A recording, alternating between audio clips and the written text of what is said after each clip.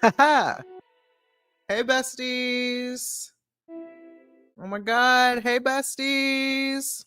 Who's watching? Say hello. Don't be shy. It's your boy, Mixed Mercury, the Astro Himbo.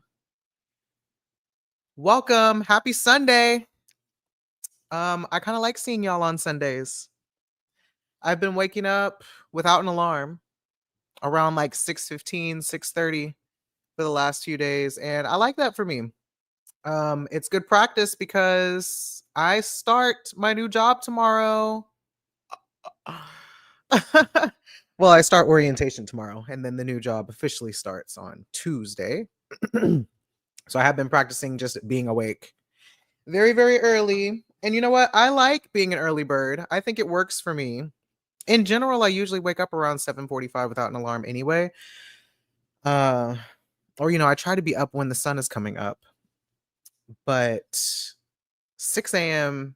Yeah, I only wake up in the sixth hour of the morning if I plan on working out or something. So to do that and then go to a job by 8, it's gonna be an adventure, Charlie. Okay, let me see. Hello to Olivia. Hello to KJ. Hi, April. Hi, Kristen. Ooh. Hi, Abigail. And hello, Lo. Lo. Hee hee. Tee hee ha. Yeah, so big day tomorrow. Hey, Priya. Hey, Dr. Deb. Yeah, big day tomorrow. I am nervous, isn't really the word. It's just knowing that my life and my routine, like I'm getting eclipsed, first of all. Hello.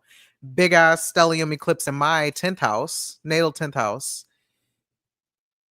Natal 10th house and my solar return second house. So you know what that means. Money, money, money, money.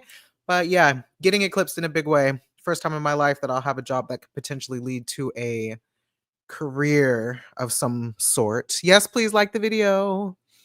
I don't know if it will or if it won't. I don't know what's going to come out of it. But yeah, first big boy job tomorrow. Eclipse in my 10th house. 10th house has to do with career and bosses and supervisors and reputation, status, and long-term work commitments and shit like that. So I'm definitely feeling that and the weight of that in the sense that, I haven't done like a consistent 8 hour, 8 to 5 situation since I was a sophomore in high school.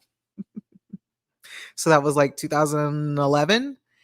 And ever since I had the opportunity to, not have a class in the beginning of the day or not have a class at the end of the day or two, I've done that.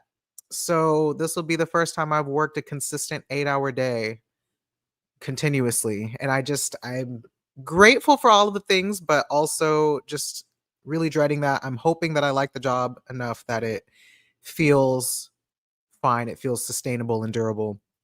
Cause yeah, this is my life now. I'm also excited and curious and feeling a little bit vulnerable about going through yet another change with you guys. Those of you who have been following me in my work since I started officially in 2020, 2021, y'all have seen me change and go through a lot of different shit. So, and obviously transitioning, which is really big shit, but y'all have already witnessed a lot of that. So this will be yet another change that I'm very curious to see how it changes and excited to have you all along the way for the ride as witnesses to my life and experiences. So first thing I want to say today is thank you. Thank you to everybody. Thank you to you if you're here now for being here live. Thank you if you're watching this back later. Thank you if you have ever booked a reading from me, ever done a workshop with me, if you've ever liked and retweeted something that I've said, like any way that you've shown me support over the years. Thank you. I did my last reading, hopefully for just a little while on Friday, and it was it was a little bit emotional after every reading. Everyone just like saying thank you and showing their gratitude and appreciation. So I just want to extend that back and say that it has been a beautiful, beautiful and self-actualizing ride. This work has helped me find my voice and my sense of self, and also just a lot of really great relationships, even if we're just acquaintances, in a way that helps me feel seen and like I matter to the world. So thank you guys for being here and for continuing to be here for whatever comes next. I just want to make sure that you all know that. What else did I want to say? I don't know. I guess that's it as far as intros go. I have been having a wonderful week last week. Went on a lot of really fantastic bike rides and just getting those last few rides out before it gets obscenely hot here in Texas and before, again, work takes over my life and I'll mostly be back in the gym lifting. So I've been enjoying some bike rides and things like that, which also means I've been doing a lot of thinking and contemplating when it comes to astrology. Also, just having great conversations. Cancer risings. I think I asked this last week. Excuse me. I think I asked this last week, but yet again, most of my readings over the last like month have been Cancer risings. Are y'all okay? Is this because of the Mars retrograde that's stationed in your first house a few months ago and is now returning to your first house next month? Next week? Not next month. Well, I guess if next week is next month, but I digress. Um yeah, interesting. And not everybody with the same problems either, but just interesting. I haven't quite sorted out what that's about for you guys other than Mars retrograde. So I guess it's still playing a major role in our skies, even if it's not the thing that I'm personally focused on as much. Maybe that's my fault, but that's been something that I've observed. Other than that, what I want to talk about today is really getting into this mutable stuff because this eclipse, we've been waiting for this eclipse. I've been waiting for this eclipse since like last summer when I first peeped it. I was like, excuse me, what is this big Pisces stellium? If you're not aware, a stellium is 3 or more planets in one sign. So we're dealing with the sun, Mercury, Venus, the moon, and Saturn. Saturn will enter, at least I think Saturn doesn't enter Pisces until after the eclipse officially happens, but still, in the same day that we get eclipsed in this sign, Saturn, big boss, big daddy Saturn, is going to hop over into Pisces. And that just seems like a big deal. And we've been feeling it. We've been feeling it, Mr. Krabs, ever since February when Venus entered Pisces and then was joined with everybody else. We've got a Venus retrograde currently. We've got a Mercury retrograde currently, all in the sign Pisces.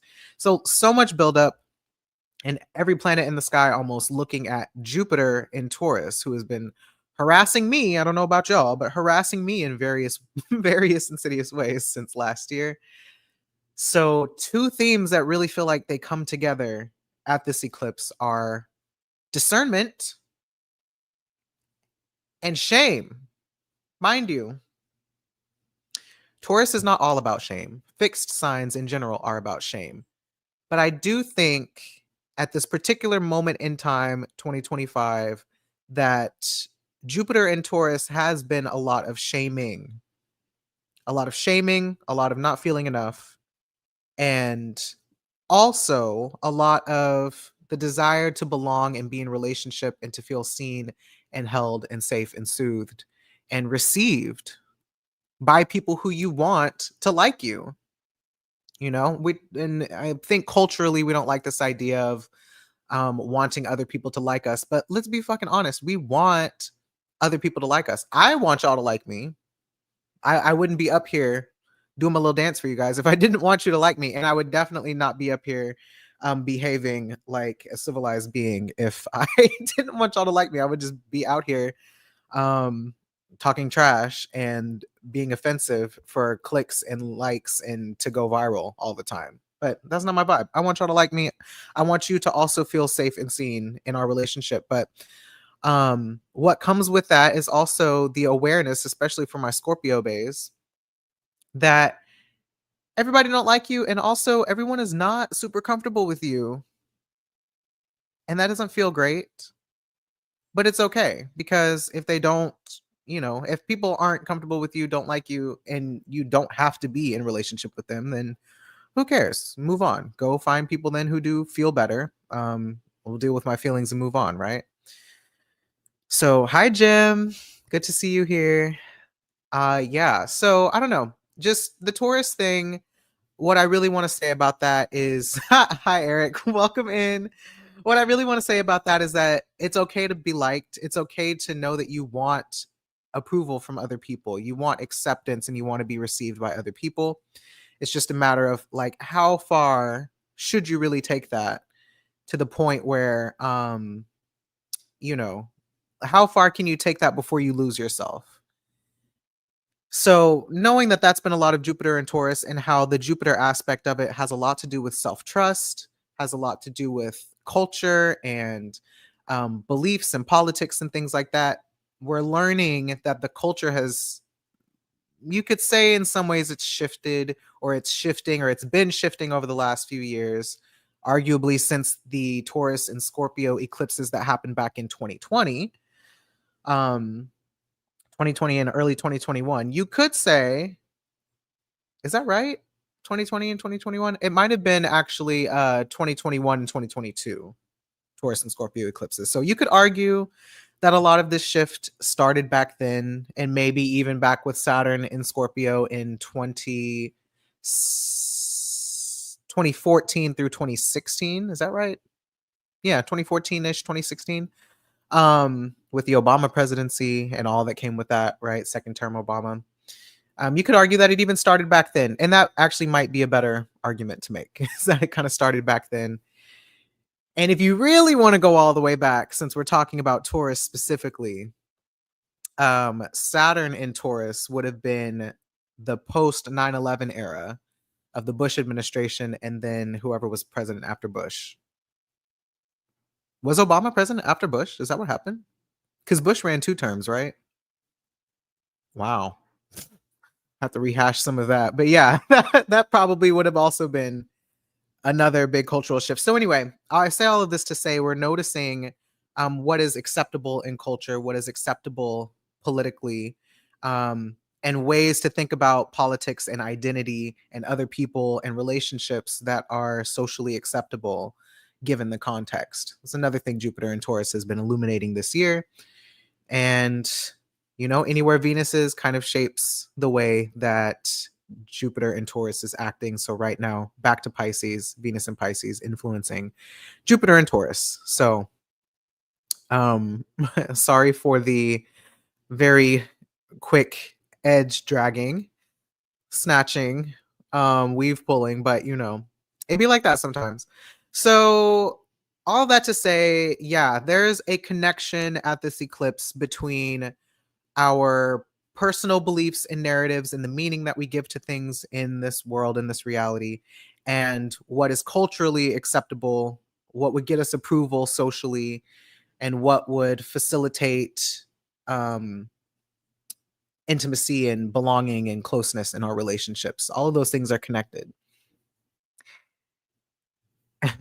My moon in Taurus and Saturn in Scorpio stay beefing and are deceased because I was read to fill in less than 4 sentences. Well, I like when I can be succinct. So yeah. Can I pin this? I don't know. I guess it started. Okay, cool. So on the topic of self-trust, I was having a conversation with my good friend Bunny. If you watch this back, Bunny, thank you for the inspiration. They know that I said I was going to dissect this on live. So without giving away all of our personal conversation, we're both people who have Jupiter and Taurus. I mean, excuse me, take it back. Scratch that. We're both people who have Jupiter in Scorpio. And one thing that I know I for sure hadn't fully considered, even though this is going to sound like maybe well duh to y'all, is that like I do have trust issues in a specific way that's not super obvious to me until I was listening to my friends speak about, some trust things that they were discovering for themselves. And I had a realization a while back with my therapist where I was like, yeah, I do kind of have trust issues, especially in relationships. I have Jupiter and Venus conjunct each other.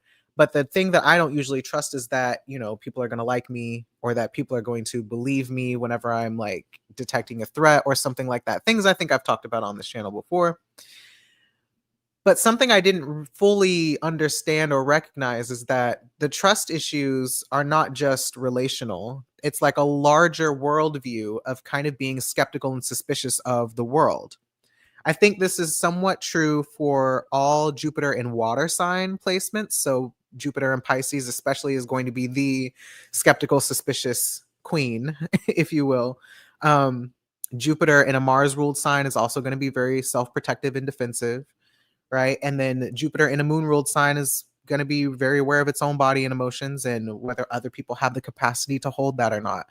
But Jupiter in general, what it's always doing is it's making a statement about trust for us, what we do and don't trust, and what we kind of expect or rather anticipate from the world based on previous experiences. So if you have Jupiter in a water sign, you might feel me on this, or maybe this is bringing up things for you that like, yeah, um I anticipate the world to respond to me in a certain way based on my body, my feelings, my emotions, and the meaning that I give to those things. um Jupiter, in fact, is exalted in Cancer, which is something I don't think about very often, but something we will need to talk about at some point, not today, because I want to stay on topic, but we'll need to talk about that at some point because Jupiter will be in Cancer later this fall or winter. Well, yeah, later this fall. So, something to consider whenever we're talking about the ways that our own experience of trust and truth is so closely related to our bodies and our physiology and our nervous systems and things like that. Your attitude towards the world, in fact, deeply shaped by your nervous system, your physiology, your physical body, and its appearance as well, right? So, this is kind of on the other side of Jupiter and Taurus from the Jupiter and Scorpio perspective, where like we said, Jupiter in Taurus maybe has a little bit more of an expectation that people, I don't know, adhere to a certain moral and social code or, again, that kind of political correctness or, I don't know, there's something about sameness that Jupiter and Taurus, sameness standards around social behavior, I'll say, that Jupiter and Taurus is focused on. Whereas I think Jupiter and Scorpio is a little bit more of an expectation that you're just not going to conform and people are going to have a problem with that. It's going to upset people. But the heart of this conversation my friend and I were having with regard to Pisces is that is trust goes beyond just being relational. It does have to do with a disposition you have towards the world and whether you feel the world is trustworthy. So, and life is trustworthy. And in fact, I might have mentioned this before, maybe not, but when I was in my relationship coaching course, one of our kind of like core tenets or principles of that course, at least for the founder, was that life is inherently trustworthy. And so the attitude behind this was that, and bear with me because I know some of you are triggered by that. I was triggered by that, to be fair. But the attitude behind this was that as a coach or even as a therapist or being in the position of a person who is offering um a service to others that involves, a lot of psychology and emotions and things like that, is that like one, as the coach, you have to have trust and faith in your client that your client is able to kind of weather the storm of their own emotions and their own experience, even when you can't like necessarily be there to guide or help them through every little thing. So it's kind of this like hands off approach that you're not trying to live this person's life for them. You're not trying to like, control this person or give them this really strict advice that they have to follow or whatever. It's like you're not necessarily parenting and hand holding this person through the experiences they're going to have in life. You're helping build their resilience for whatever life throws at them and also helping them kind of, I don't know, change their perspective and their outlook on life to say that, life is both joy and suffering. And we can't always control which one we're going to experience more of, but we can trust in the inherently trustworthy part. We can trust that we will always learn from one experience to the next how to show up in the next situation, or we'll learn something about ourselves, or we'll gain some level of self trust or knowledge or whatever experience points. I always joke about like XP, like whenever you play video games and whenever you accomplish something you weren't able to accomplish before, you get XP points, you level up, you gain experience. And you can only gain experience through having an experience that you really don't know how it's going to turn out. So life is inherently trustworthy, not because bad things will never happen, but because as you live, you learn how to navigate things in a way that makes sense for you. And the in a way that makes sense to you part is what I think is the most important about Jupiter and, this Pisces and stuff. When you add Saturn into the mix as well, um something that I don't know if I've shared on here before, but that has come up when doing readings is this attitude about Saturn, where Saturn is both ignorance and wisdom. So Saturn as ignorance is just not knowing because you haven't had the experience yet, not knowing because you don't know what you don't know, not knowing because you're very young and new to the world and living life for the first time. So there are lots of things that you don't have firsthand experience of. But as you age, as you have more experiences, as you have more engagements with the world around you and with your circumstances, you gain wisdom only through having gone through an experience. As we say with Saturn, the only way out is through. So there's a combination of both of those things happening with Saturn in Pisces, where on the one hand, you've had experiences. Whatever age you are, you have had some level of experience in the world just by virtue of being alive, by consequence rather of being alive. And then the older you are, of course, the more experiences you have to kind of sort through. And I think what gets tricky on both ends of the spectrum between being young and being older is that, one, when you're younger, everything is new. Therefore, everything feels intense and everything feels dire. And the consequences feel a lot more intense whenever you're younger because you haven't done it over and over and over again in a way that's been habituated for you. So sometimes, that first heartbreak, right? The first time you get fired, the first time you have a car accident or get pulled over by the police or just whatever it is, these like big first life events that are somewhat mundane or quote normal, but are not extreme. And even when they are extreme, they leave a lasting impression in your nervous system. It's like a scar on your nervous system that is always there, but you kind of heal around through having more experiences where basically you don't die. But you'll always be kind of responding to that scar in one way or another because you can feel the pain, you can feel the constriction around it, the lack of flexibility around it, whenever you're talking about like scar tissue and things like that, or just this kind of rigidity that forms around a scar. I'm really channeling right now. This rigidity that forms around scars and injuries, both emotional and physical. So as you get older, and you have more experiences and more scars, and sometimes reopening of old wounds and pouring salt into it, and all of these different ways that you do experience that suffering over and over again, you do tend to tighten and constrict around those wounds because you just don't want more of them, right? Like, fuck, that's enough. I don't want more of them. So anytime I'm in a situation that feels remotely close to the original villain origin story, canon event, whatever it is, um, anything that feels remotely close to that, I want to avoid, or I want to ignore, or I'm going to downplay, or I'm going to question or be skeptical about. But there's going to be a level of attention or inattention that you have around that thing because part of you doesn't want that to happen again. And I think what Pisces does specifically is creates meaning around the emotional response that you have to things. So then this kind of raises a question when it comes to Saturn, who, like I said, does a bit of restricting and boundary creation and constricting around things. Is like, does this mean that Saturn in Pisces is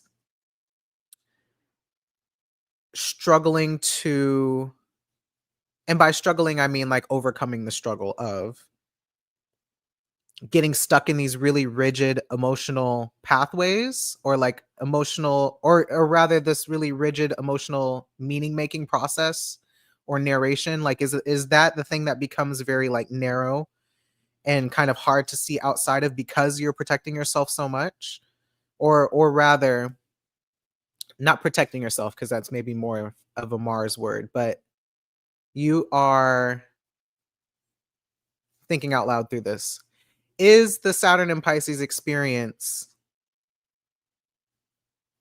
having a more narrow boundary for meaning making versus a really open, broad, expansive, um, I don't know, process for meaning making. And not because this is a conscious thing that you're doing, but because your body is sending you a whole bunch of different signals. And instead of, getting totally overwhelmed by all of the signals, you just say, oh, this feeling is coming up. I know what this is. Does that kind of make sense? Seems like it's landing for a few of you. Because that's what Pisces is to me. Pisces is to me that, we talk about the whole seeing either a snake or a stick in the forest thing, and how your brain is automatically going to assume that it's a snake because that's the thing that's going to preserve your life more than assuming that it's a stick. It's like your heart, the Pisces of it all is that your heart is going to start racing and your blood pressure is going to rise and your muscles are going to activate or whatever when you see the snake, because the instinct is I need to get away. Because if I see something that looks long and slender on the ground, my assumption is that it's a snake because that's the thing that's going to keep me safe. So that's what I mean by like this rigid kind of constricted way of meaning making with Saturn and Pisces specifically. And the challenge being, how do I create enough space or expansiveness, if you will, to extrapolate just a little bit more meaning than the thing that I'm assuming to be true, which I think is what Jupiter and Pisces does, because it can, well, maybe it's this, well, maybe it's this, well, it could also be this, maybe it's this, maybe it's this. Like it has a larger capacity for just like, I don't know what this is. I don't even know what I'm feeling. So it could be a myriad of different things, because that's what Jupiter does. Jupiter is boundaryless. Jupiter is excessive. Jupiter is expansive. So there's kind of this endless meaning making that happens with Jupiter and Pisces. But with Saturn and Pisces, it's very rigid. And I think that's also where conspiracy theories meet reality as well with Saturn and Pisces. Because I think you could come up with a million and one different conspiracy theories with Jupiter and Pisces, because ultimately you're never going to get an answer. So it could honestly be anything that you speculate it could be. But with Saturn, you have the element of reality and again, material experiences or engagements with a particular circumstance. So that already is going to say, oh, it eliminates a lot of possibilities. Saturn does, where maybe Jupiter adds in even more possibilities. Saturn cuts out a lot of possibilities, because you're like, okay, well, I had this speculation or I had this theory or I had this idea of what I thought something meant or what I thought something was. But then the reality is this is what's happening. So that cuts out a big amount of possibilities and meanings that just don't fit the circumstances. I can try to impose that as much as I can, but the reality is there's something else going on here and I kind of have to confront that. So the other aspect of this, the Saturn piece of it, is that Saturn, like I said, ignorance or wisdom.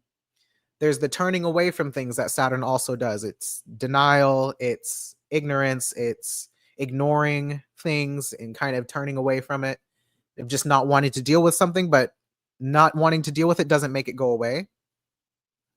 So what happens whenever you turn towards something? In this case with Pisces, what happens whenever you actually confront the reality of your own emotional narratives or your own meaning making process or whatever it is? Then you have to actually like get skeptical of how you feel and what you think and what's true for you, because the belief or the meaning that you've had about this particular experience doesn't quite match up with reality. So there must be something else. Having to contend with your own emotional narratives in that way, but also like these larger, maybe cultural narratives and conspiracies and things like that. Finding the one that actually fits with material reality. Because the other part of this is that Pisces does work well with earth signs. Saturn in Pisces is basically, it's receives Saturn in Capricorn. It would receive Taurus placements. It would also, even though they have their own ways of going about things, kind of complements, I'll say, Virgo as well. And I'll come back to that a little bit later if I can remember. But yeah, so water works with earth. It's just a matter of allowing them to actually work together versus trying to use one over the other. So yeah, Not exactly how I, in my mind, expected to open up this conversation, but my point in all of this and how it stems back to trust is that to some extent, heavy on the to some extent, I think we're reaching for control over the narrative. I'm making that face because I didn't expect to say that. But that sounds like Jupiter in Cancer. That sounds like Jupiter in Cancer. What am I trying to say? I think, well, I'm just going to say it. I think it's relevant. Like, I think we're reaching for control over the narrative, you know? And control over the narrative, not just for the sake of like the truth, but for regulation, for emotional regulation, because it is incredibly disorienting and dysregulating.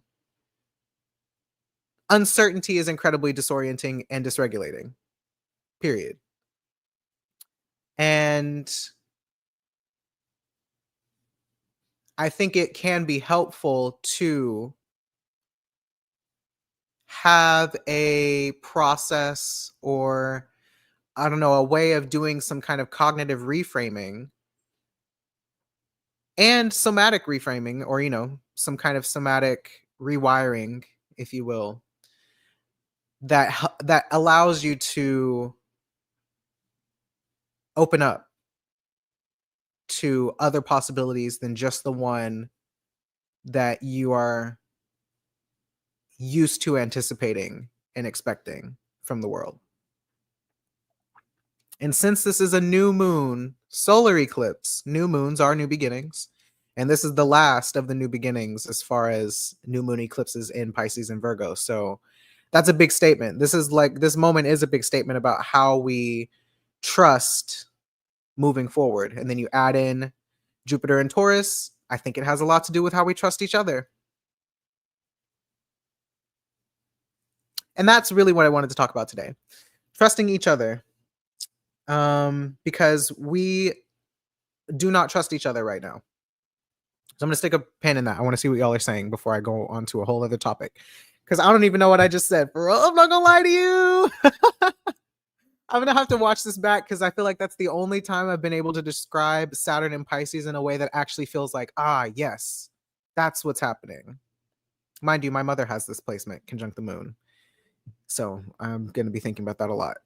We just had therapy together on Friday and cracked my brain open a little bit because I realized just how much we are existing in two different, I won't say two different realities, but her reality is definitely lagging behind mine in terms of the person that I am and becoming, and she's taking some time to process that. So I'm just thinking about that as like the moment that you really do have to confront reality and your own emotional narratives and be like, oh shit, these two things are a little bit separated. So anyway, what are you guys saying? Hi, Eska. Welcome. Yeah, visceral reaction to that statement. And when I was in the course and I read that principle or whatever, I was like, I don't know about that, and I don't know how much my my base is gonna buy that. But today, I'm gonna find a way to get all of us a little bit more on the life is inherently trustworthy wave, not in the spiritual bypassing way, but in the concrete sense, because I have thoughts. So I was just like you when I heard it.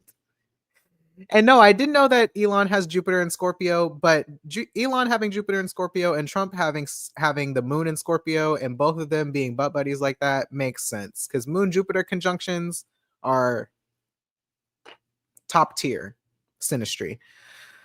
This has me thinking about a very specific scene in Severance from the finale I watched last night. I need to watch it again because I watched it the first time and I was on the edge of my seat the whole time. And this is also relevant to the whole meaning making thing. I think there need to be ways that we can experience things twice, because the first time you experience it, I was thinking about this when I was biking. The first time that I ride down a trail is the first time I rode down the trail. I have no idea what to expect. I have no idea what's going to happen and what I'm going to need to do. I'm just gathering information on that first pass through. And then the second time I go through, I kind of know a little bit more what to expect so I can adjust, you know? I can adjust how I'm braking, I can adjust my speed, I can adjust the lines that I take. There's so many different options that you have when you go through it the second time, but when you only go through it once and you have to process everything that you experienced off of just one run, how can you possibly catch everything? You can't. So, there's something to be said about that too. These are things I've been thinking about all week. Um, if you haven't liked the video, by the way, please like the video and subscribe to my channel. Conspiracy theories meeting reality is needed. Yes, I used this example once already, but it's this whole like measles outbreak happening in Texas, and some parents realizing like, okay, fuck, like I need to get my kids vaccinated. I can't play this game anymore because whole reason I thought we didn't need vaccines anymore was because these diseases got eradicated. But it seems like the less people get vaccinated, the more these diseases come back. So if the only thing that changed was not getting vaccinated, then there might be something to that. And then RFK Jr. himself having to say, yeah, actually, probably okay to get MMR. Maybe it won't give you autism. I don't know. Freaking guy. Yeah, something is going to be revealed. That part. And will it necessarily always be concrete and clear and obvious? Maybe not, but it's definitely going to eliminate a lot of possibilities, I think. Astrology and social analysis is so fucking interesting to me because this applies so much with a fuck ton of stuff being dismissed and ignored and pushed to the side that needs to be addressed. Bingo. It really feels like the era of discomfort, except we actually cannot avoid it now. Yes. And this actually feels extremely relevant to Mars going back into Cancer. I'll try to talk about that as well if I can remember. Thank you so much, April. Love how you explain astrology, and I feel like I'm always learning something new hearing you. I appreciate y'all listening because that's the only way something comes up from my brain. I have to think out loud.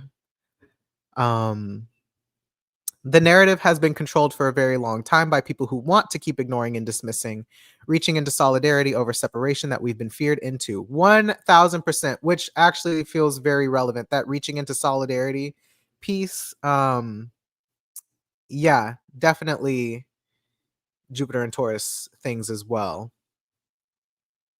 Hey, Krista, bestie. Krista says, hi, I've been here the whole time, but couldn't comment on my phone. And wow, the Jupiter in Cancer wanting to control the narrative, friend. Ooh, yeah. Yeah. Yeah.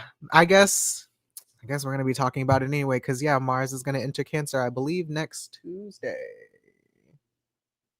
Tuesday or Wednesday? Oh, that calendar's not going to tell me because it's tropical. It was a gift from a coworker.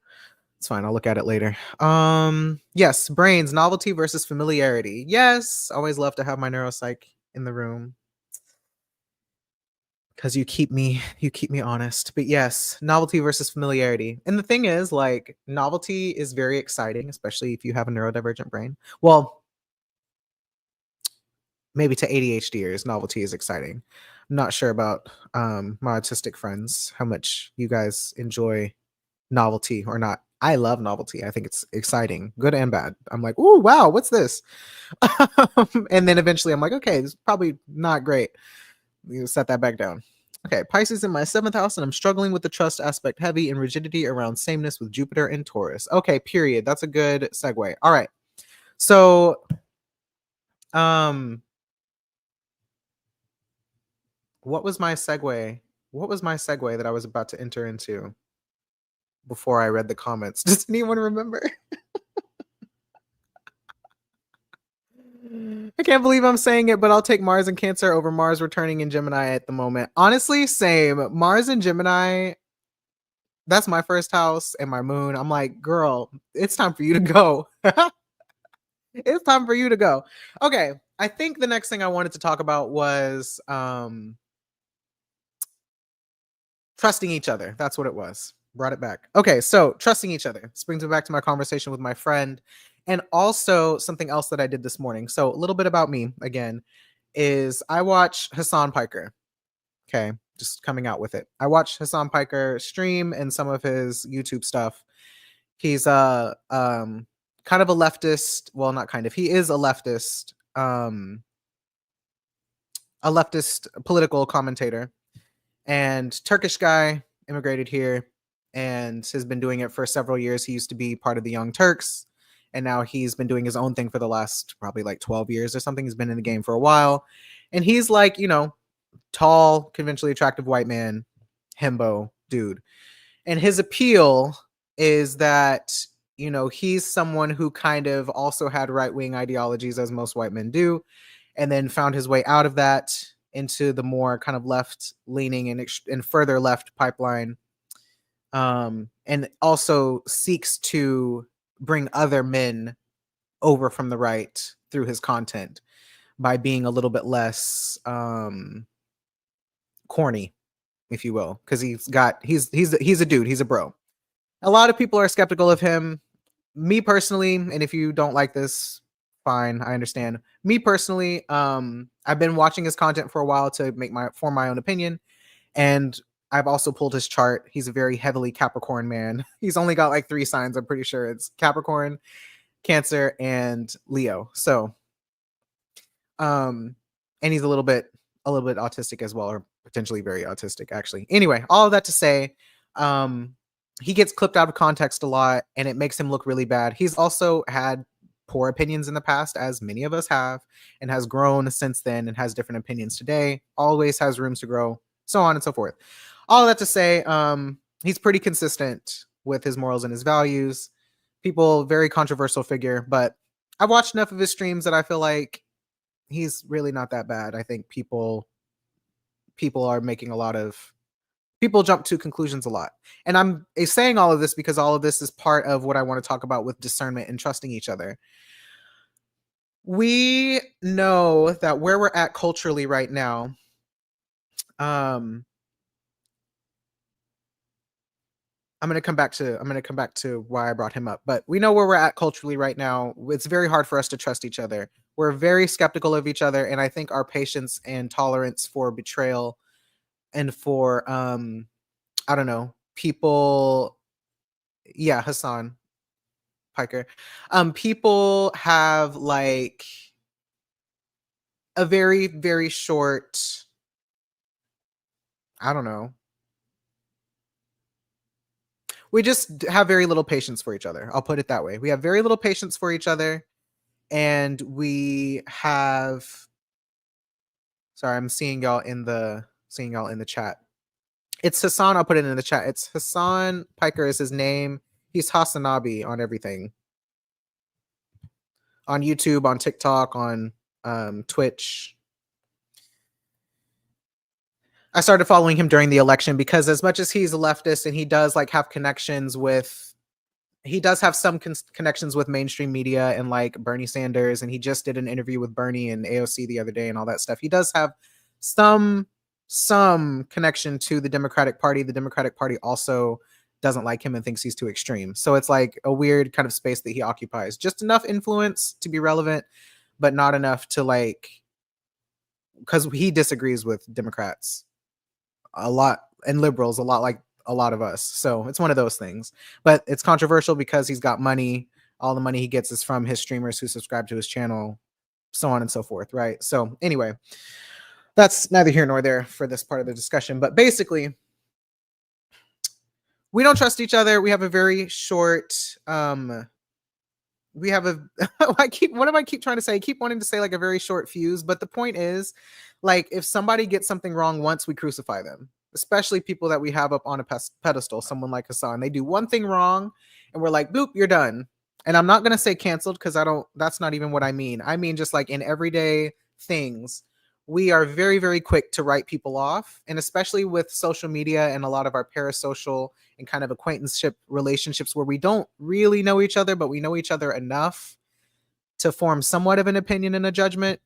If somebody does one thing that we don't like, one thing that we disagree with, no matter how big or small, we have a tendency to pull way back because our social distrust is extremely high. Our social skepticism is extremely high. And I think this is related to the whole Pisces and Taurus thing, where Taurus is that standard for social engagement that we've collectively agreed on to some extent. And then Pisces is the both intuition and the skepticism that we have just whenever we're having experiences with each other. And especially the way that Pisces, I think, is that ability to kind of tune into each other's nervous systems and emotional states, and that we can get a sense for how somebody else is feeling and behaving and all of those types of things. Um, yes. We have our meaning making process and all of those things. And so when you have both of those things together, you kind of get this, you get, on the one hand, you get very strong social bonds, because if people are adhering to the standard that we've all agreed on, or that we've set, or whatever it is, the traditions, the standards, the practices, the protocols, the things like that, then you have a very strong, very trustworthy social bond on one hand. On the other hand, you have people who just don't fit into the standards that maybe someone else has agreed on. And so everyone doesn't fit into it. And then you get a bunch of different people trying to assimilate to something that they just don't fit in. And because everybody doesn't fit within the same standard, there's a lot of trust issues that come out of that, because it's like, I'm not really sure if you believe what I believe. And if you don't believe enough of what I believe, then you can't sit with us. That's kind of the thing that's going on. Let me see what y'all are saying. Bye, Yeska. Thank you for joining. We need to be having more faith that we can grow and change as much as we want and see the better and brighter future. We have to get there from somewhere, and right now is a good time to come together. Yes, is what I'm hearing. Yeah, more or less. Yeah. Rashawn, hello. He has enough conversations with the people that I don't want to talk to that I leave him be. He's also the first to say he's not trying to educate people about their own lived experience. Exactly. And I think he's running his own channel, but I do think, because I've listened to so many hours of him, he does try to be as nuanced as possible. And kind of adding that into this conversation, sometimes people don't want nuance because the stakes are too high. Like with things like with Gemini, why did I say that? Reading the chat. With things like with genocide, like there's no nuance. It's a very black and white thing for people. Or things like American politics, right? Or racism, or all these different things. There's like no room for nuance. But I think something really, really difficult to accept, and I'm saying this as a marginalized person and how I've had to live with people who basically on some level don't think I'm a real person and maybe want me dead. When we're talking about like truth and reality, there's really, don't fight me, but there's really no objective reality when everybody has their own experience and the own meaning that they're imposing onto reality. Reality is very subjective. And I also think this is a very Saturn and Pisces thing, and just kind of Pisces, yes, but just Jupiter thing in general, is that everybody has their own version of reality. And while there is the material consequences of an experience that you can have in the Saturn sense, the meaning that you make about that experience really depends on the person and where they're coming from.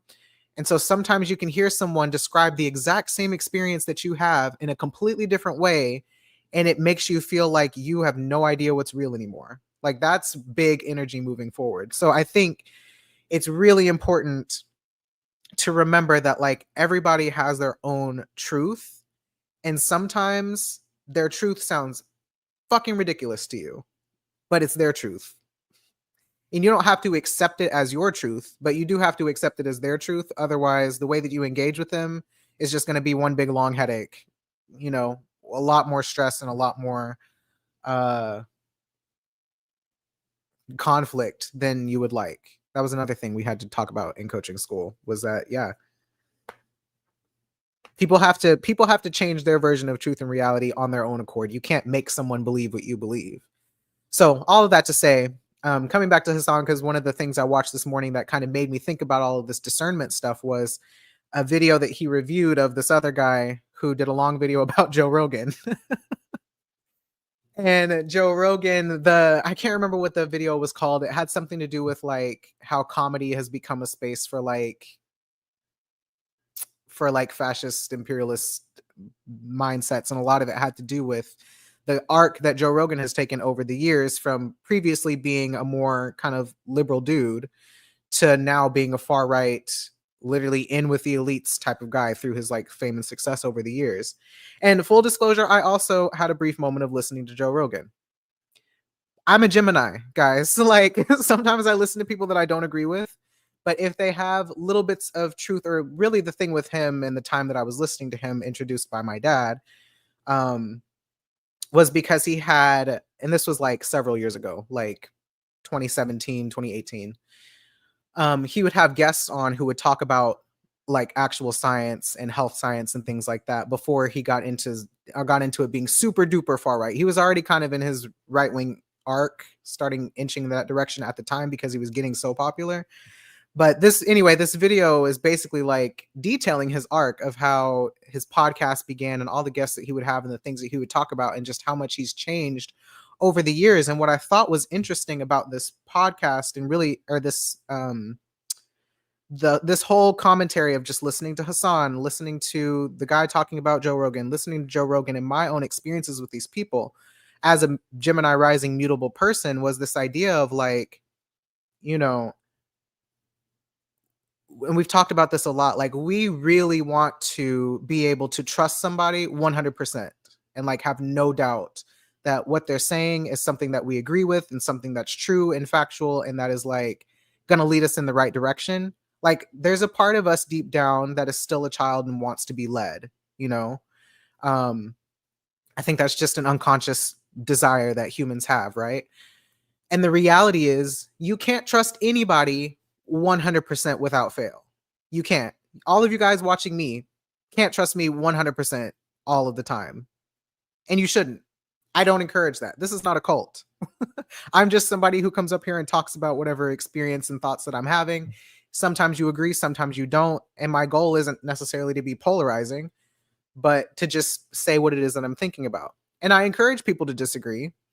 And as somebody with Scorpio placements, right? Like I want you to be able to think what you think and me be able to think what I think, and that be okay. We can still in some ways relate if it, you know, is mostly in alignment, right?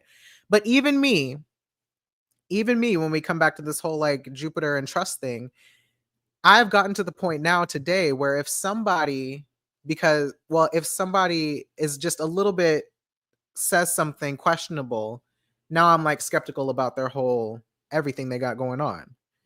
And I'm sure a lot of y'all do this too. We've all become a lot more reactionary in that way, like I said, as the circumstances and the stakes have increased over the years. Again, going all the way back to Saturn and Taurus back in 2003 or whatever, 2000, 2002, 2001, 2002, all that shit. I also think some of that has to do with the internet and the access to information that we have now, where before, you know, you could kind of say a thing and again, you could kind of speculate and it's like, you know, who knows? And then you get on Facebook and then you read the worst opinions you've ever seen in your life. And then it makes you form judgments about that person and other things that they probably believe and support that maybe feel harmful and negative to you, right? So all of this is going on, but yeah, it was making me think about our desire to trust somebody 100%, and this kind of all or nothing approach that we've had at this point to trusting each other, um, and trusting, you know, authority figures and all those types of things. We've talked about this a lot with the pandemic as well. And what I was remembering or reminded of in this whole conversation of trust is that, like, when we're talking about trusting other people or trusting media sources or trusting information in any kind of a way, I think we forget that we should always be a little bit skeptical, but that trust is not so much about the person who is delivering the information. It's about our capacity, our ability to discern what is true and what isn't for us, and as it relates to our morals and values and the things that we want to see for the world. You know, like when we're talking about discernment, what we're really talking about is, do I trust myself to parse out information that is relevant to me apart from information that isn't relevant to me? You know, do I trust myself to, for example, listen to Hassan or even listen to Rogan? Because sometimes, like recently, I watched, I think I talked about this too. I watched the Joe Rogan interview with Mark Zuckerberg because I just wanted to see what these motherfuckers were talking about. My dad was watching the episode he did with Peter Thiel, who's also super relevant. So it's like, do I trust myself to consume this content, to watch these people who, you know, I have some disagreements with? And do I trust myself to know what of this seems true to me? And what of this seems like bullshit? What if this seems like something that they're trying to convince me of? Or what if this seems like propaganda? What if this seems like it's just not for me? And can I sit here and hold all of these truths at the same time without it even really having to be about the person who's relaying the information? You know, because they're not going anywhere. There's enough people who agree with them and what they got going on and that are pumping money into them that they're here to stay. Does that mean I have to write off every single thing that they say ever all the time? No. Because the reality is, just as much as you can't trust somebody 100% of the time, people aren't lying 100% of the time either. And in fact, that's how grifters get you, is the fact that they're weaving in disinformation and misinformation and truth at the same time. And they make it really hard for you to parse out what's real and what isn't. And so we end up again with these all or nothing attitudes where we say, okay, well, this person is right most of the time based on my experiences with the world. So they must be telling the truth. And anybody who disagrees with them is lying. You know that's not true. Even with people you agree with, you know that that's not true. So how do we, again, hold these contradictions and move through the world and still maintain relationships with people? That's what I really think the question of this eclipse is about, because we're coming out of a season where we're realizing, even for us people who are like really strong COVID masking and COVID conscious people, like even we're realizing that the more kind of strict and rigid we get on our beliefs about this, even though we know what the consequences are of deviating, it's extremely isolating and it's very hard to survive in isolation. So we have to make concessions here and there. We have to take risks here and there that really fucking suck.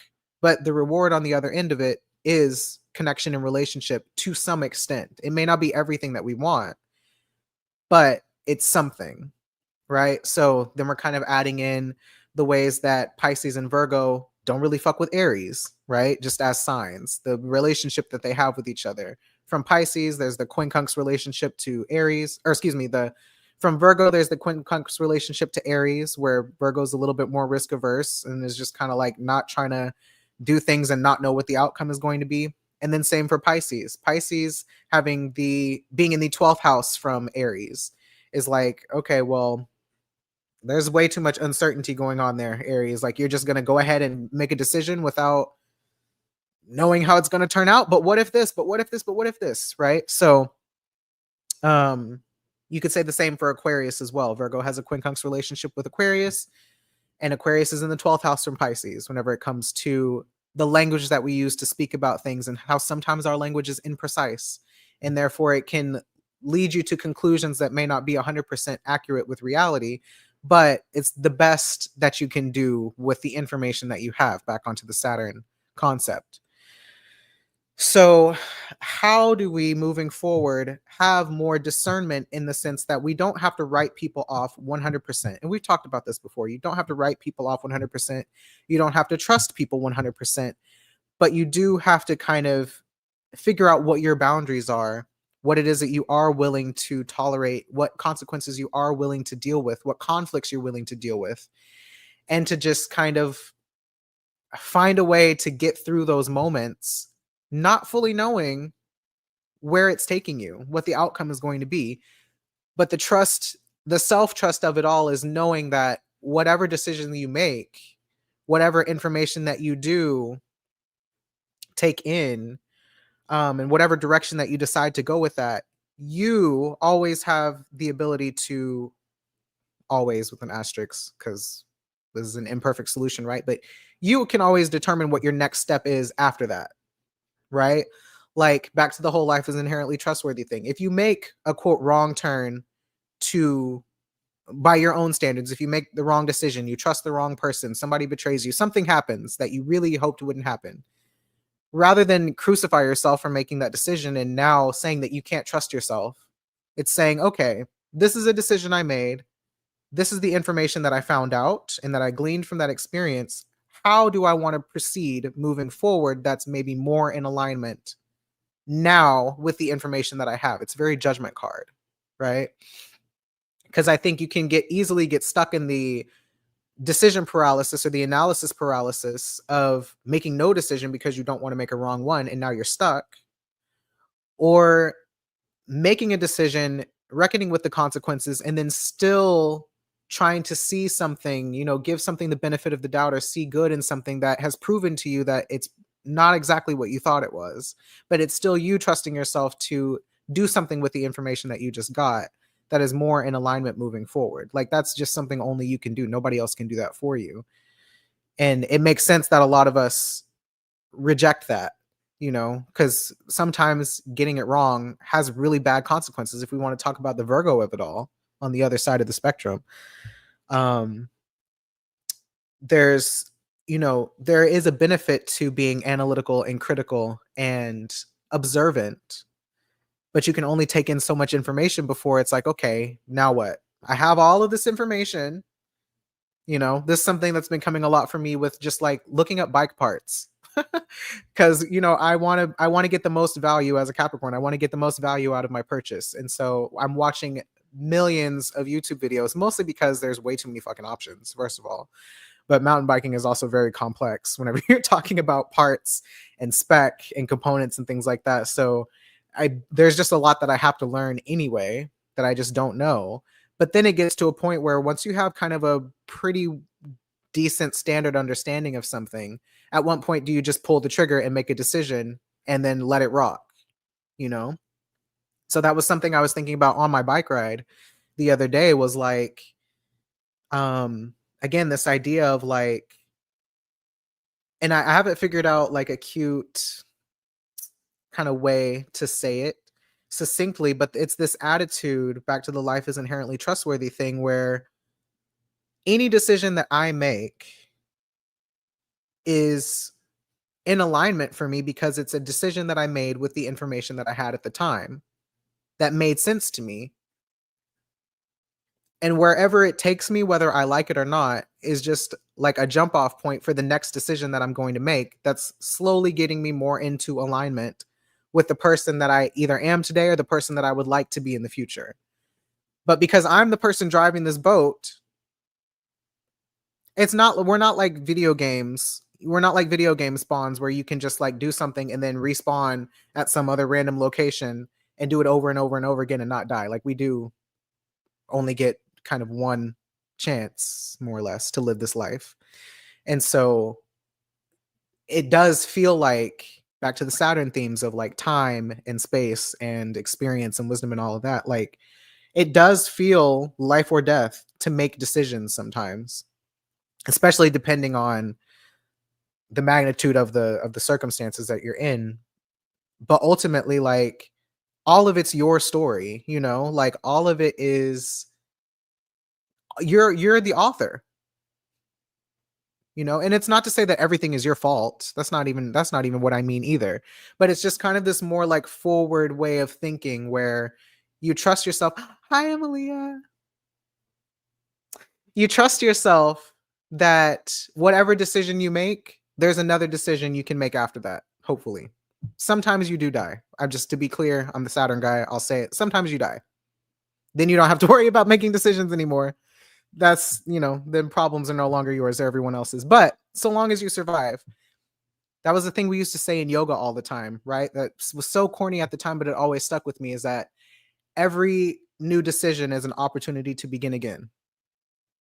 Every pose is an opportunity to begin again. Because it is. You have no idea. If you're a person who likes to think about like dimensions and shit like that, different outcomes, every decision you make opens up a world of new possibilities and decisions. And do you trust yourself to make the decisions along the way that are going to lead you back to yourself or lead you towards whatever goal that you have or just whatever vision you have for yourself, of yourself, the person that you are, while also letting the choices that you've made in the past inform how you move forward too. There's a lot that you got to do there. So there's that. I'm going to pause before I go on to the next part about relationships, because I know y'all said a lot in the chat. Let me see. The way your words are helping me contextualize Pisces as the 11th house of Taurus. Oh, interesting. I would love to know more of your thoughts about that. Literally, we are not coming to the same conclusions the same way. Yes. And I think it's warranted. The disinformation is insane. Yes. It is out of control. Excuse me. Preaching, preaching. This is literally what I've been ruminating on for 2 weeks. How to hold extreme duality and exist within it all. Absolutely. Yes, it sucks. And I keep thinking about who I do or don't want to fuck with. Absolutely.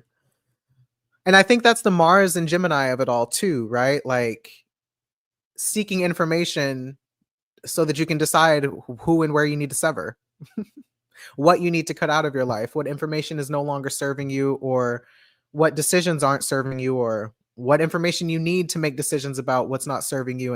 And to the Mars and Cancer of it all is like letting yourself be motivated by that dissatisfaction. I've been saying this a lot in readings too, because it just feels so true that, like, when we talk about water signs and numbing, how numbing and not wanting to feel discomfort, whether it's the discomfort of conflict or the discomfort of being let down, the discomfort of getting it wrong, all of these different things. It's like another thing that we talked about a lot in my course was like, you have to let people feel their discomfort. We always like want to rush and soothe and coddle people when they're in distress and to make them feel better because we feel distressed by their distress. But sometimes you have to let people feel their distress so that they know that they're in distress and they can make a decision, kind of take control of their life or their circumstances in a way that gets them out of that distress. And it's not to say that, anybody deserves to sit and suffer or anything like that, but there is something to be said for touching a hot stove and realizing the stove is hot and removing your hand. Like sometimes you just don't know that the stove is hot because, you have a freaking electric burner and it's not always red whenever it's hot. And so whenever you maybe have it turned off, but it's still hot from earlier and you touch it, like, well, how else were you supposed to know? How else were you supposed to know? Tend to your wounds and move on. But yeah, all that to say, sometimes you need that discomfort, that distress, that dissatisfaction to motivate you to change something. Otherwise, why would you? Why would you need to?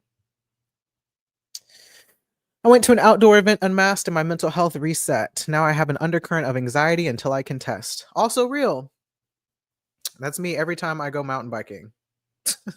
Well, not every time, because usually I try to go whenever it's not busy. But guess what? I'm going to have to ride on Saturdays and Sundays with the rest of the world and try to figure out the best way to go with the least amount of exposure moving forward. And I'm not happy about that, but it'd be like that sometimes. I think isolation for the already marginalized isn't an option. I've realized that I must continue to show up in spaces with my mask because me disappearing is what is wanted by the status quo. 1,000,000,000% that. Agree. Same here. The more of us to show up, the easier way to find each other. That's my hope. I definitely agree with that. And not only that, the more of us that continue to show up anyway, the more of us are there to advocate for people like us who maybe don't fit into whatever the norm is. Like, yes, it's one thing to be the one person in the room wearing a mask, but if more people who felt like they didn't want to go because they weren't in a mask all went together, now you have more kind of representation of that group to advocate for itself, right? So that's also part of it for sure. We can self-isolate to a point, and in certain ways, yeah, sometimes there are just things that you don't need to be involved with, but sometimes you also have to get out of your comfort zone a little bit, or you have to push the boundary a little bit, really to remind other people that you still exist and to make them uncomfortable, because again, they also need to be motivated by the distress of you being there and affecting them and their nervous system. It sucks to be the only person doing that, but that's the power of Mars and the power of Scorpio and Aries, is that you're going to know that I was here, whether I say anything or not. You're going to know and be affected by that. You're in my journal, friend. I love when that happens. You ate with analysis paralysis, big time. Stewing in these thoughts. Yes, yes. Hell yes. No regrets when outcomes for decisions don't go the way we want. Just intention, trust, and truth. Yes. That makes me think about the Sagittarius of it all too, which I really haven't talked about very much. I've mostly talked about Virgo, Pisces, and Gemini because those are the main hitters this year. But there is going to be a time that Mars enters Sagittarius as well, and that's going to blow up the spot from the side of intention and sincerity and the actual beliefs that motivate you as well, the belief systems and the politics and the spiritual practices and so on that drive you into action or drive you into the choices that you make.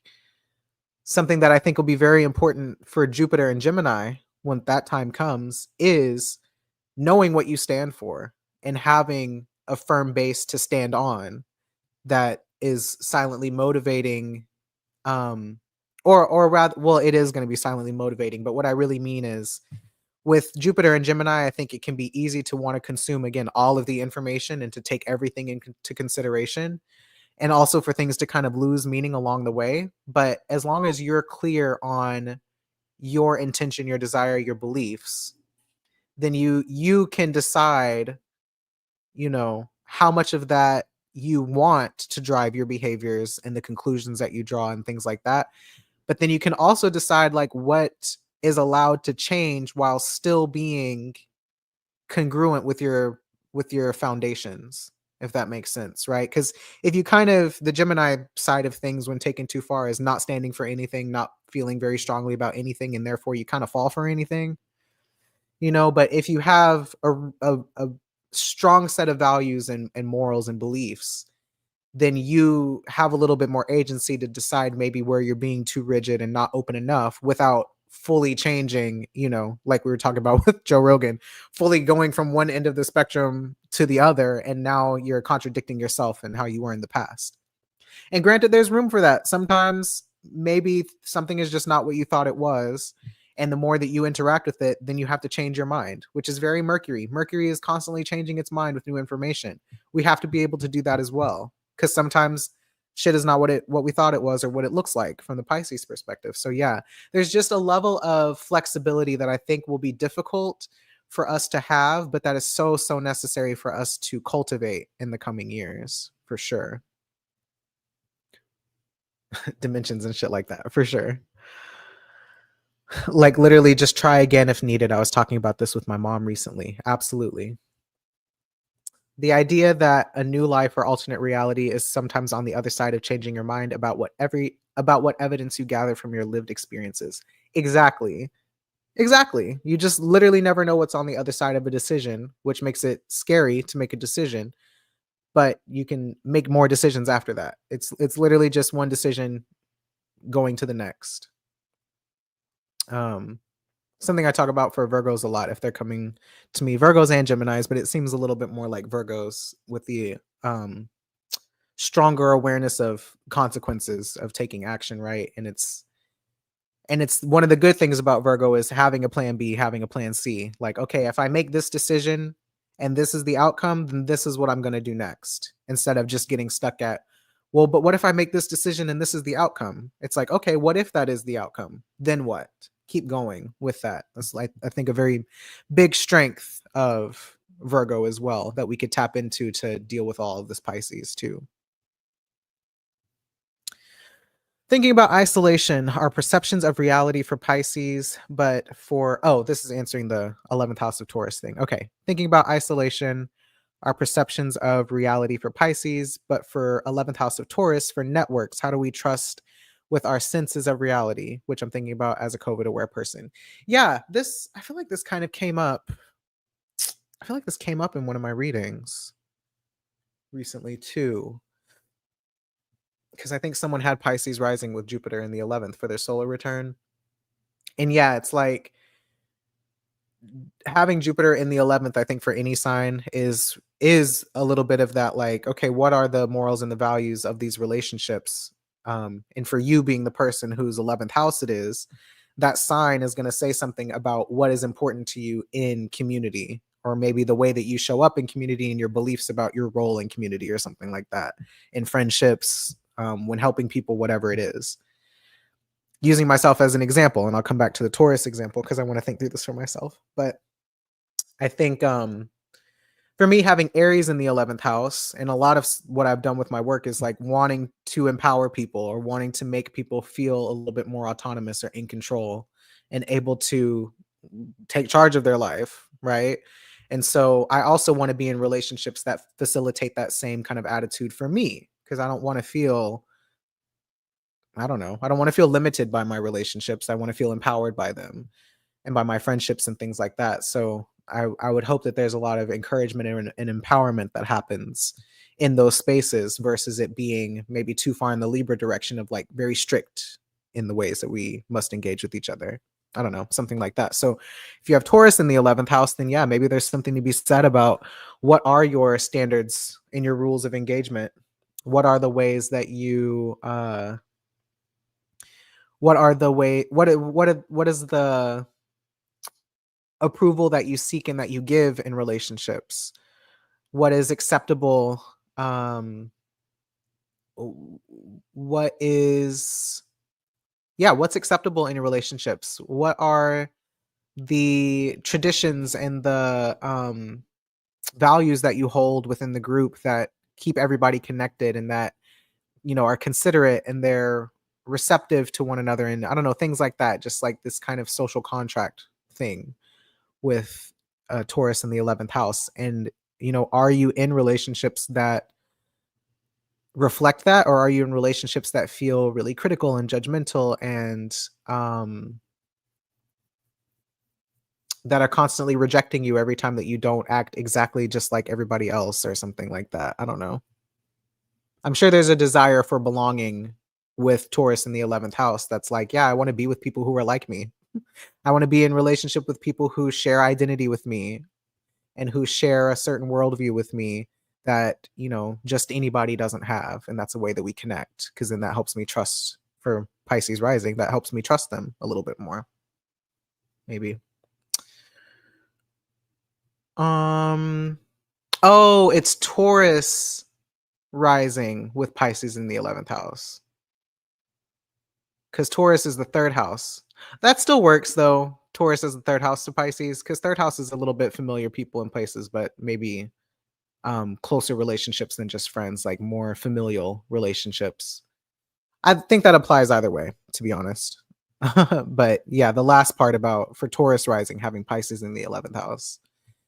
Like, yeah, people who are like me. I want to be able to trust people who are like me and us come to the same meanings because of our shared identity and background, stuff like that. Rashawn Maya ate with that, period. I know, coming in with some gems. If you haven't liked the video, by the way, please like the video. Show me some love so that YouTube knows that I'm a cool person to listen to. Y'all not gonna disappear me, and I'm not gonna shut up either. I'm just coming out with my mask, period. That's me. Even if I don't say nothing, I'm gonna be there with my mask on, and you're gonna think about it because you can't help it.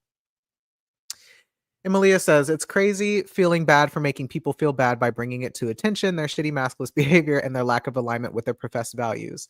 Okay, so this, going back to me having Scorpio, Jupiter in Scorpio, I feel this all the time.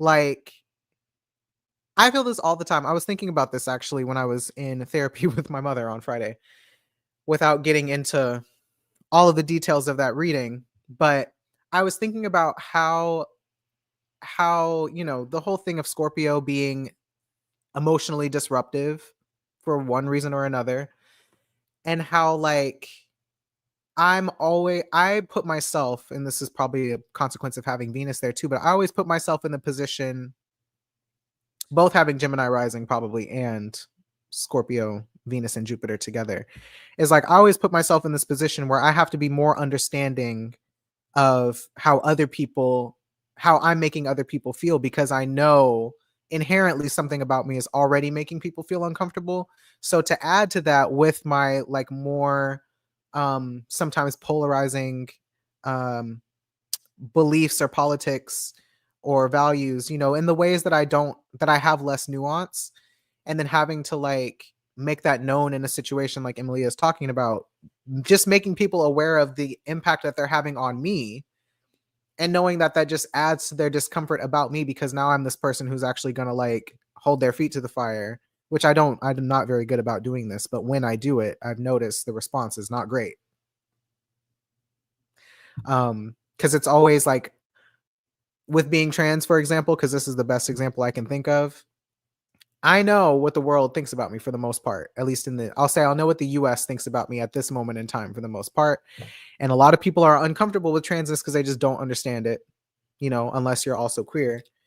And so if I'm in a situation with, say, my parents or somebody, and I'm feeling a way about the experience that I'm having, there's a part of me that always feels like, well, I need to understand how they're feeling because they're also having to process me being the person that I am and all the things that I'm experiencing too. And they don't understand it. So I have to help them understand and blah, blah, blah. It's like putting too much responsibility on myself to like have all the compassion and empathy even when I'm the person who's being hurt or being harmed, and sometimes not having enough compassion or empathy for myself because I want to be understood so bad. So I like have to understand everybody else first or something like that. I don't know. I still need to journal about it. But I feel like that's a very Scorpio thing. Like sometimes you're just more aware of how you make other people feel. And I think, I mean, probably all the water signs, but I think Scorpio and Pisces in their own ways.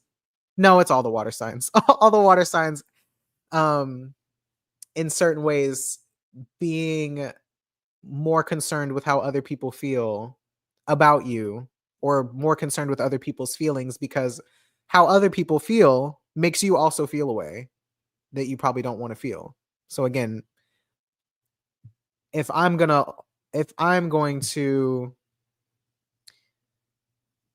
tell someone that they've hurt me by not masking and then they're going to have a reaction to me because I'm doing the thing that's not normative. Now I have to feel bad for bringing it to your awareness that you're doing this thing that hurts me. Where'd I do that at? But that's what happens. That's what happens. And then people want to act all confused about why you don't come around and all this stuff. And it's like, well, because whenever I told you you were doing this thing that hurts me, you just kind of told me to get over it and didn't change your behavior. So why would I keep coming around? I would love to keep coming around, but I also like have to have a little bit of dignity and self-respect for myself too to say, well, I don't want to be uncomfortable in this relationship all the time. Maybe every now and then when I feel like I have it to give, I have the spoons, then I'll come through and I'll do it. I'll be that person, but I don't want to always have to be that person, you know? So, like yeah, it sucks and both of us feel bad about it, but like damn, do I get to live? What about me? Damn it. You know? So, and I do think there are also cases where it's the other way around where sometimes we do care too much about our own feelings and not enough about others. That's also obviously in the equation for water signs because you're the one feeling your feelings and other people may or may not be feeling your feelings too. And so sometimes I think we can also get too hung up in trying to advocate for our feelings while not necessarily considering the impact that we're having on others. So it goes both ways, especially in the delivery of the message and all of those things. But yeah, at the end of the day, um, it just sucks sometimes to have to initiate an uncomfortable thing in relationships, especially if the case in this case it's holding someone to their own professed values and morals and you having to be the person who sees that they are out of alignment with themselves and remind them and then they take it out on you. That's another thing that comes up that we also talked about a lot in coaching school. That was like to love someone is to support and challenge them. And the challenge is not, again, to make them adhere to my values, but it's to keep them in alignment with their own values. So if you're saying that this is what you want for yourself, this is what you believe for yourself, this is something that you feel very strongly about, and I, as your friend, as your coach, as whatever it is, your partner, see you acting out of alignment with your own values, and I bring that to your attention, I'm not the bad guy. I love you.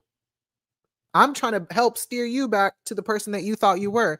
And then you then have to decide, okay, do I still have those same morals and values that I told this person that I had? Or do I have to accept that actually I've changed and now I need to move in a different direction? And then sometimes when you've decided that you've changed and you got to move in a different direction, that person might be like, well, I really was invested in this relationship because we felt the same about this thing, coming back to the Taurus shit, because we felt the same about this thing. We had the same values and beliefs about this thing, but now that I see that we've diverged, maybe we don't need to be as close as we have been. Again, may not necessarily mean that I need to write you off, but now I have to do my own discernment thing of deciding in what circumstances do I feel like I can still be cool with this person, still trust this person for certain things, so on and so forth. And in what ways do I feel like maybe we need a little bit more distance in order for me to stay in alignment with myself and them to stay in alignment with their self. We are in the middle of a Venus retrograde in Pisces, so that may be another thing coming up when it comes to relationships ending or beginning or changing in certain ways. And it can suck even just to like, create distance in a friendship can still suck even if it's not a full cut off, breakup, cut what am I trying to say? Cut off or break up or whatever it is. Like sometimes it also just can feel shitty to not have the same level of intimacy that you've had with someone else, but it just be like that sometimes. I realized today what Saturn and Sag, ruled by Jupiter and Taurus, is doing for me for real. Yes, I'd be judging people, but it's Saturn. So it's about alignment and consistency with reality and preferred futures. Yeah, basically, same thing we're kind of just talking about for sure. That just made me think of Jupiter and Taurus in the 9th house differently with that 11th house T. I got to learn some tips from you, Jupiter and Scorpio natives. Yeah. It's hard over here, though. I'm not going to hold you. It's hard over here sometimes, but we're working on it. Saturn in Aquarius worked on me too. A wholesome approach because somebody has to be considerate. Yes. I'm still working through this too with Jupiter and Scorpio. That might be my Taurus talking, though. I'll report back. At least you always have Taurus with you. I don't. I got to get my Taurus from other people because leave it to me and I would kind of just like phase myself out unintentionally, intentionally, whatever. But the Taurus natives remind me that, hey, sometimes you gotta get in there and I don't know. Sometimes you can find a way to make it work, just maybe in a different way than what you originally thought. Literally had this happen to me this weekend, child, all up in my life, all up in my business. I know who's got Scorpio and Taurus in this chat. Yeah. So I think those are most of my thoughts. Was there anything else with this eclipse I needed to talk about? I have the chart pulled right here to look at as well. Actually, y'all, hold on. Give me 1 second because they just brought my box in and I need to grab it. Give me 1 second. I'll be right back.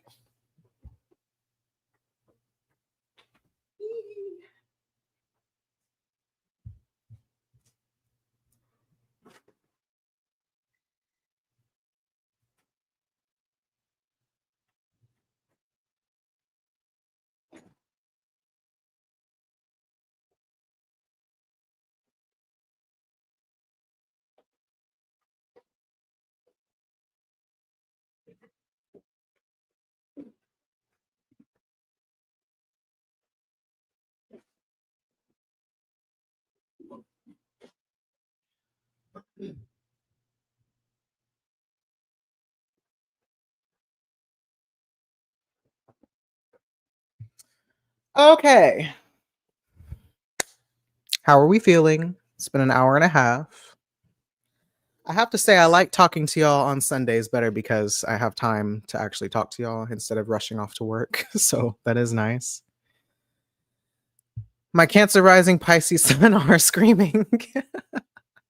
Oops. You and all the comments ate today. My God, I'm going to be swimming in this for a while. Yeah. Like I just got a therapy session. Hell yeah. Astrotherapy. Yeah. I don't know. It hit me this morning. And with that conversation and just the last week of, I do think that, when people are critical of the left, and like leftists and more just radical ways of seeing the world from the left, from the perspective of the left, communism, socialism, leftism, whatever it is, anarchism. I think because we're so passionate about human rights and um, justice in these certain ways and community and relationships and things, we do sometimes become too strict because anyone who doesn't totally feel that way potentially becomes a threat. And part of that is, not simply because they disagree, but because the culture that we're reckoning with and the propaganda that we're reckoning with is extremely individualistic and dog eat dog, and it has a very violent history. So I usually don't like take things like cancel culture and all of that to heart in the way that it's like something that the left, like, whatever, is driving people to the right. I don't necessarily agree with that. um I just think it's uncomfortable to reckon with your own contradictions on both ends. I think it's uncomfortable for people who maybe are not as far left as some of us, because there are people even further left than me. I think just, you know, there's always somebody who's more in a direction than you on a thing. And I think, a lot of the frustration that comes from that and the lack of patience and things come from our own self-criticism sometimes. Like if we aren't being as headstrong in our values, that we criticize ourselves, or we think that we're not real, or I don't know. There's a level of self-criticism, I think, that comes from just like identity, like seeing yourself as a certain identity or seeing yourself in a certain ideology and wanting to live up to it the most, which to me feels very like Saturn and Aquarius, right? Like you can have an ideology that reflects a vision that you have for reality. But then the reason Aquarius and Capricorn are, in 12th house relationships with each other is that they're very different in the way that you can have an idea and a vision for what you want to see in the world. And it can be as close to like realistic as possible. But on the Capricorn side, there is the reality of humanity, which is that a lot of us are just not there yet. And a lot of us who even read all of the theory and consume all the information, even we're not there yet because we're not materially living in that and having that experience. We kind of don't know what we would actually be like in those circumstances. So we have to imagine it, which is important, which is useful, which is necessary. But, you know, we also have to consider that everybody is at a different point on the political spectrum or whatever it is, on the relationship spectrum, on their acceptance of those ideals. And so we have to make concessions sometimes that suck, but are they at least moving the needle forward? Um and whatever forward looks like depends on who you ask. But at some point, cancel culture was hijacked by politicians, and I'm not shocked, but can't pinpoint when it happened. I think it happened whenever they started getting on Twitter and shit. Like, why are y'all on Twitter and having podcasts and like being friends with us in these spaces that are meant for like the public who don't have power? Why are you here? Same with celebrities. I don't know. There's a way that I think proximity and parasocial relationships and all that kind of stuff got kind of weird. And so, yeah, I don't know. Not a fully fleshed out thought, but that's just kind of some of my thoughts around it. But just as far as like what I'm trying to say, um, as far as criticisms of the left and the left being very strict, because I think I talked about this last week, the emphasis on like political correctness and some of the ways that I think maybe we overcorrect in good faith or with good intentions does make people feel like nothing they do is good enough. Nothing they do is um meaningful. Nothing they do is relevant. And it's kind of probably makes people who maybe are still on the left, but to the right of some of us in this chat, makes them feel like, well, what is the fucking point then? If nothing I do is good enough, are we even on the same team? And I do empathize with that. Even if I don't always agree with whatever it is they're saying and where they're coming from, like masking is one of those things, right? Like when people on the left have events where they do actually require masks, but then they say something like, well, okay, well, you can remove your mask to eat or drink. It's like some people really don't fuck with that, and I understand why. You know, I'll always understand why somebody way stricter than me about something feels the way that they do. I'll just also hold space for the reality that people are very hard to control and people don't like to be controlled either for one reason or another. And so sometimes those concessions, even though they have the consequences that they have, like people are trying, and that event in and of itself is shaping some people's attitudes to be a little bit more open to masking in a season where the majority of people are very averse to masking, right? So my holding that in the larger context, and it, you know, it's alienating to people on both ends of the spectrum, which sucks and is dire and has big consequences. But it's like, yeah, at the same time, I would rather that than people who just straight up are like trying to ban masks. You know what I mean? Or I would rather that than people who are still holding these events with no masks and who are being antagonistic to people who are wearing masks, right? So stuff like that for me personally, I'm like, okay, I can see that people are trying. I can see that they're trying to move in a direction that is more in alignment with me.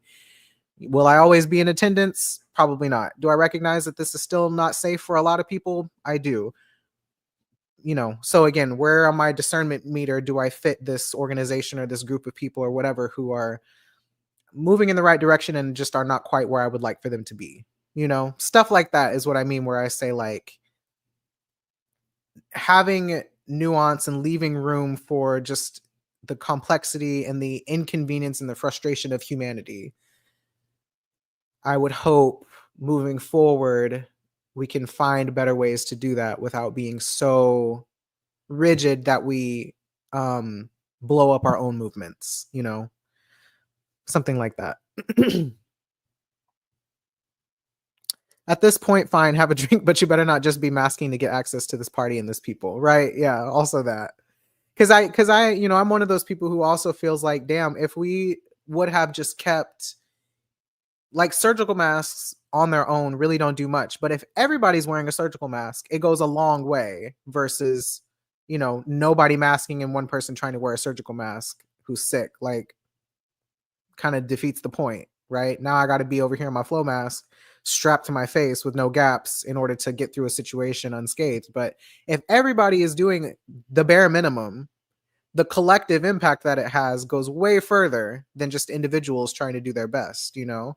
So that's one of my big frustrations with the whole masking thing too, is that it could have just been surgical masks. It could have been, you know, situations where if someone needs to unmask or if someone can't mask, that they're still relatively safe. But we've blown so far past that point in history that now it's like, yeah, people are fed up, people are pissed off, a lot of people have fucking died, and nobody's being honest about the consequences in that way. So I always empathize with people's frustrations, and again, why even for me sometimes I'm like very frustrated with the way that people just refuse to cooperate.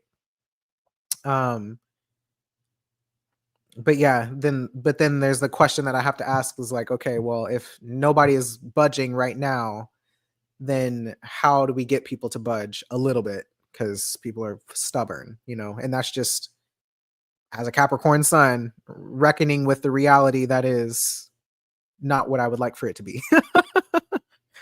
um, and I will add too that everybody doesn't have, again, the spoons and the capacity to do that, and I don't think everybody needs to all the time. I think we should take turns. Sometimes I fight the battle, sometimes you fight the battle, sometimes somebody else fights the battle for both of us. We can take turns being the Debbie Downer wet blanket if we need to, or whatever it is, you know. Some people want to play that role all the time, and some people like me would rather try to find ways to bridge the gap and probably put up with too much shit that I shouldn't put up with, but I have a little bit more capacity for it, so I do it, you know. This is where intersectionality and privilege and things like that come in, you know. As a trans man, like a lot of things that I probably am not gonna throw myself into the line of fire for, but as a cis perceived man in some cases, or a cis passing man, I should say, in certain situations, like I'm gonna have to kind of jump out there for people, you know. It all depends on the context and the situation. And I think that'll just be something we have to remember going forward, and more things that are brought up at this eclipse. So yeah. Um those are pretty much my thoughts. I've been on here for an hour and almost 45 minutes. So Any closing thoughts from you guys? Any final questions, anything like that? Please let me know. Those are my thoughts. This came out a lot better than I thought it would. It gave me a lot of things to actually sit with and think on, and to actually take my own advice as I go back into the workforce and have to deal with people every single day for 8 hours. It's very daunting, but this was great. Y'all's input was great. I appreciate y'all being here again. If you haven't liked the video, please like the video. But I always appreciate y'all's input and y'all's engagement in the chat. It makes it way more fun. Very curious what the other side of this week looks like. The eclipse officially is on March 29th. The eclipse will happen earlier in the day, and Saturn will move into Pisces by the end of the day, and we will be in our new era.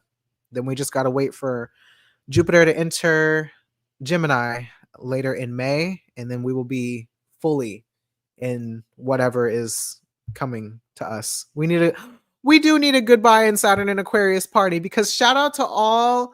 Oh, because I won't see y'all before this happens. Shout out to everyone with Saturn and Aquarius, myself included, gang, who survived your Saturn return. Give yourself a round of applause. Pat yourself on the back.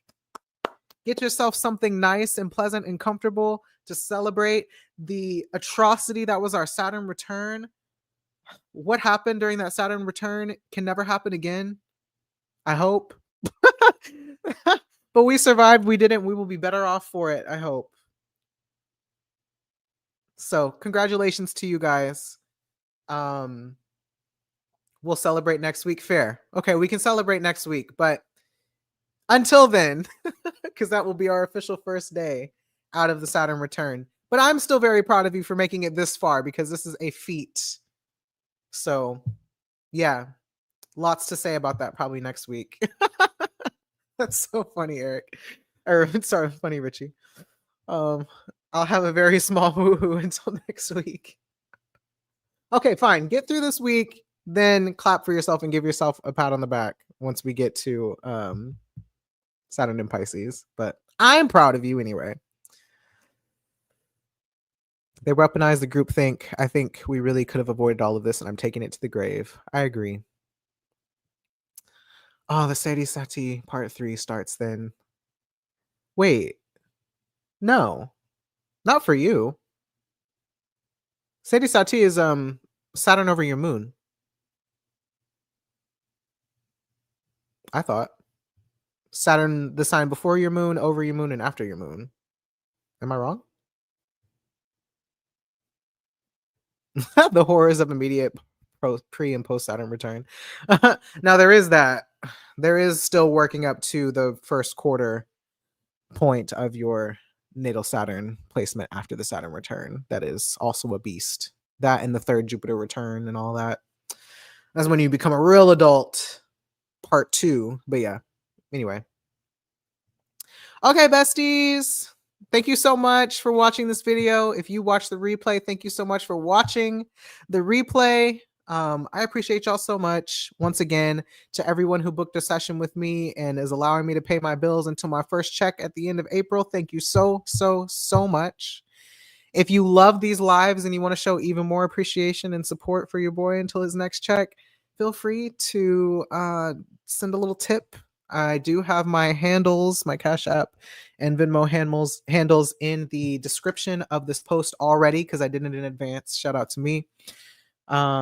And yeah, I just look forward to seeing you all next week. Happy eclipsing. Happy Saturn and Pisces. Happy Sun conjunct Mercury retrograde tomorrow also. Getting us out of the Mercury retrograde weeds a little bit. And I will see you all very, very soon. Take care. Cue music.